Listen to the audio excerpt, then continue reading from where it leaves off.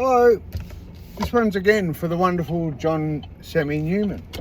The Ravenhall effect, part 2. So this is what has led to not only me being stalked and harassed and introduced to AI chatbot technology to try and drive me insane. Not just that, being literally sex offended by a left-wing moronic government wrapped up and delivered as a Melbourne drug court order. Not that. Let's just explain this. So Ravenhall, this is how your money gets squandered and how we're in the mess we are in today, and the type of things I would call out when my life took a curve because of my heroin addiction, and then I dealt with it poorly.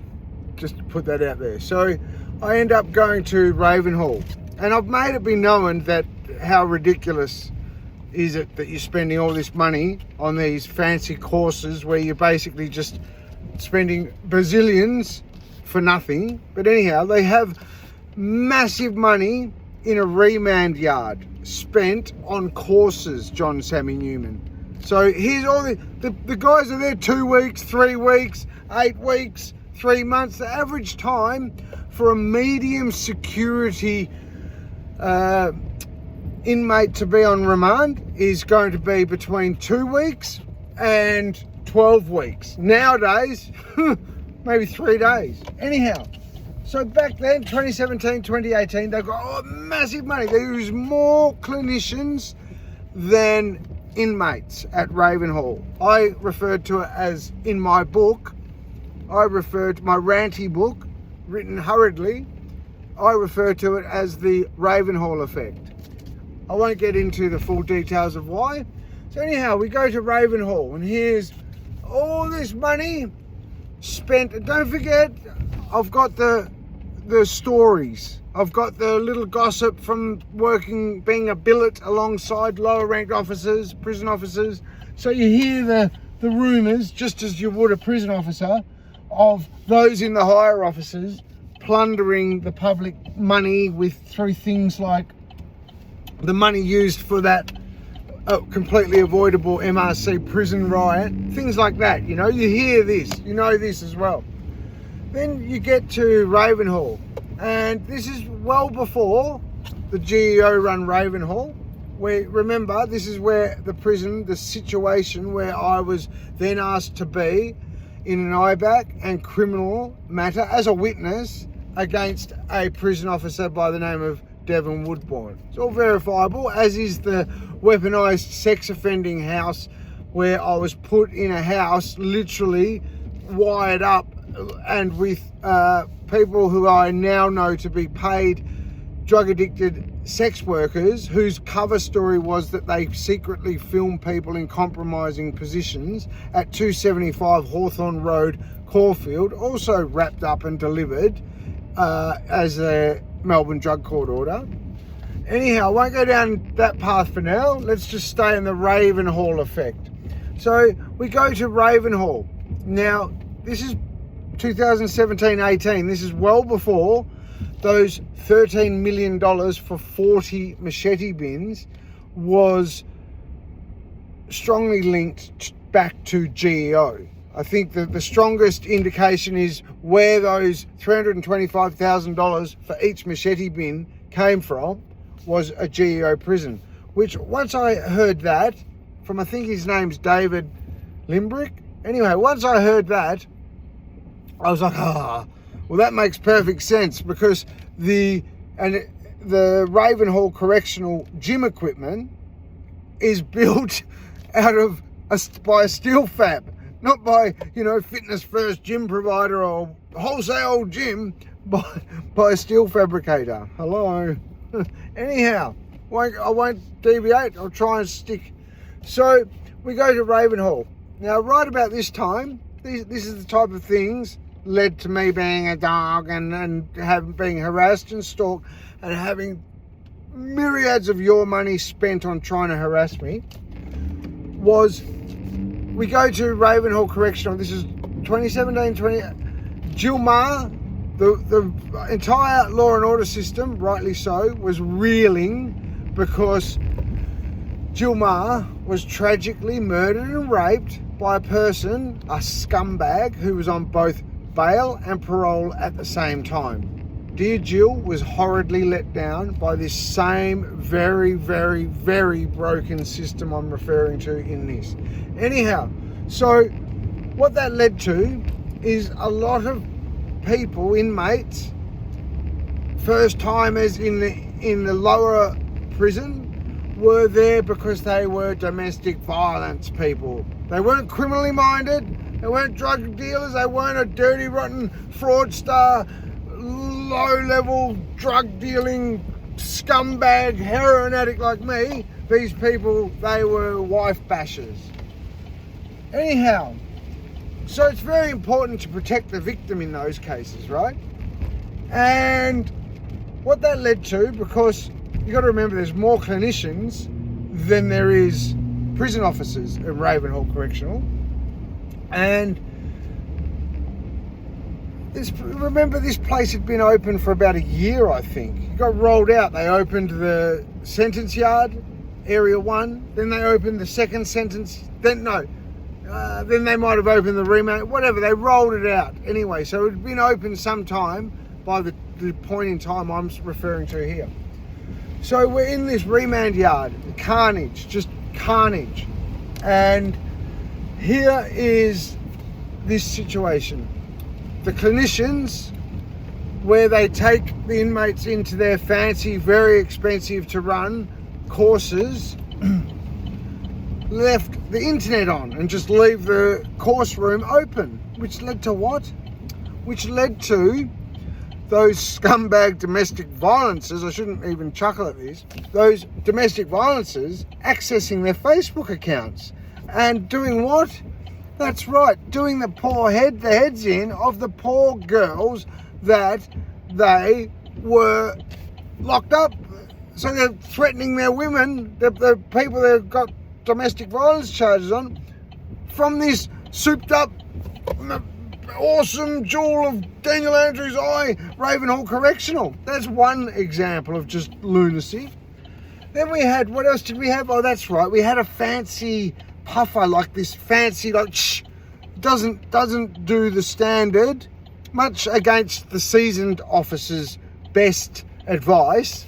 It didn't do strip searches. They would let people go for visits and just come back through this new machine that would just blow on you and allegedly it was supposed to pick up the scent of drugs or anything. Well, hello, we're talking about corrupt, broken Victoria now. That thing was about as useless. So people were literally, you got to remember, a pouch of tobacco after those goes for as much as $1,000, $1,500.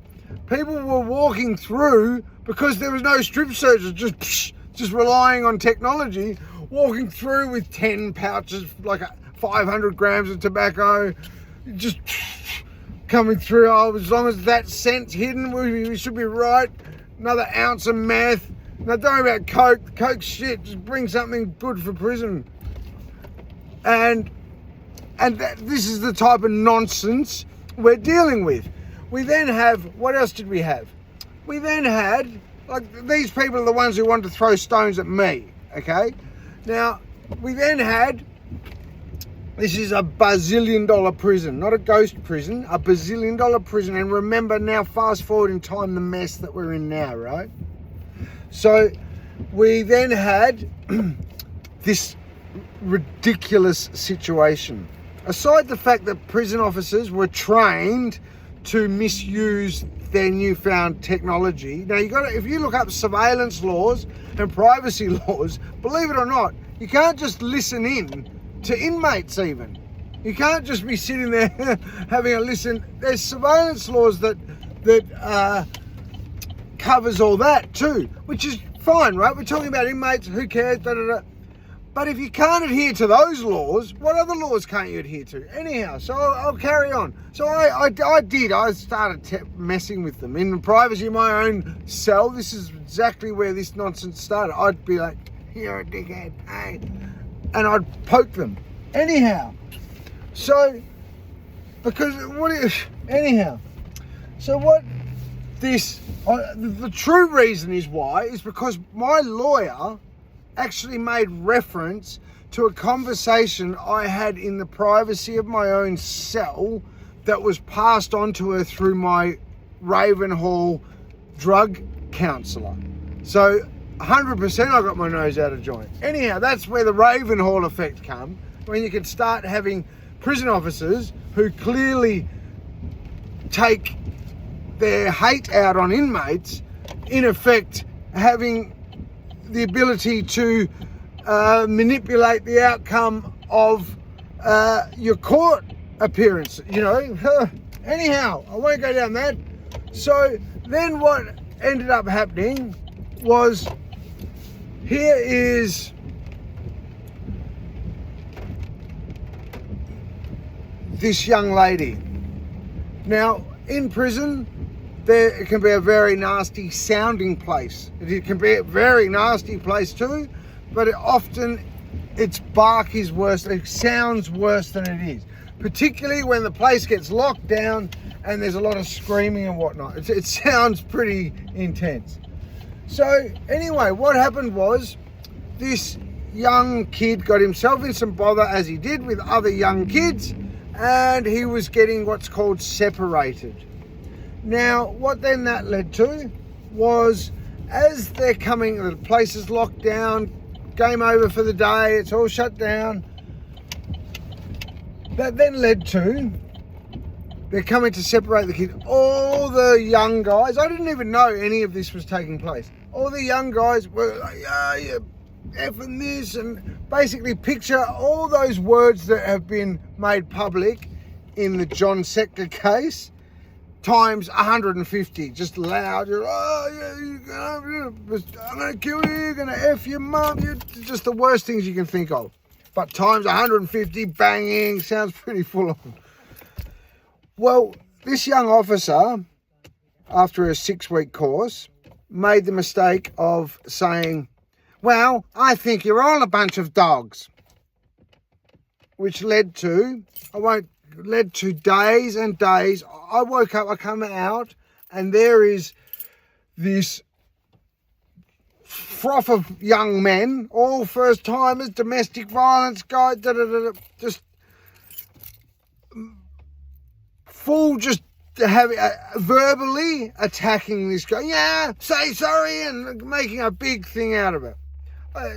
Whatever. I just want to get in, get out, and have another go at trying to get myself back on my feet at this stage. Get a job, maybe somehow help, God help, a white male, middle-aged male in this system. Anyhow, so I have no interest in any of the politics, nothing.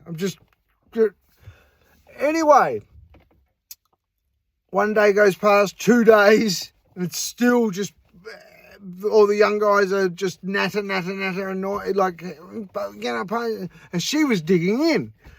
I eventually, on I think day 3, I said something as I was walking past. I said something like, come on guys, give it a rest. Who knows what I said. And then I said something along the lines of, to her, a seasoned officer would probably tell you to stay out of inmates' politics, as in certainly don't use the D word. That will get a person killed in prison, literally. So anyhow, she fired back at me. Yeah, well, a seasoned officer would probably say, I don't give a fuck. Something along nearly to those words to a T. Okay, well, you know. Another 3 days goes past. I kid you not. I'm at this stage, 2017, battling with heroin addiction, homelessness, incarceration, literally just trying to get myself out of the gutter, literally, any way I can, get myself enough money so I can just try and get a place and build myself up. Anyhow, and here I am, I get called in there, I promise you, to not no teeth, inmate with one tooth, thin as a rake, sitting there, he's crying, and then over the desk is this young female prison officer, she's crying, and then over here to my diagonal is an older seasoned ex-Metropolitan Melbourne Assessment Prison MAP seasoned, experienced officer sitting there with the most exhausted, drained, wishing he wasn't there look on his face with a little roll. Are you kidding? Looking at me, I'm an inmate. I'm a bum. I'm a drug addict. And here I am counselling, brought in to a mediation. I had nothing to do. He's not my mate. I knew nothing of anything to do with these people. I'm called into a mediation meeting to try and appease this guy who's in tears, and her who's gone from not giving a fuck to bawling. This is your money. This is what your money gets spent by. So all these politicians out there, oh yeah, we're going to do this and we're going. No, you're not. You couldn't run a chook raffle. Yet what you can do is they spent resource after sneaky left-wing scumbag resource manipulating approved drug dealers and even bikies, you name it. The mainstream media go after this dog, Caliph, which then introduced me, which I'll get to on part 3, which then introduced me to the misuse of artificial intelligence chatbot technology in civilian prisons, often driven and motives for the reason behind it was left-wing ideology. I kid you not. Things get very... Now, when you combine that with how bad things are, with those images of Daniel Andrews, beaming like a Cheshire cat alongside some of the world's communist dictators and tyrants. Hello. Wait till part 3.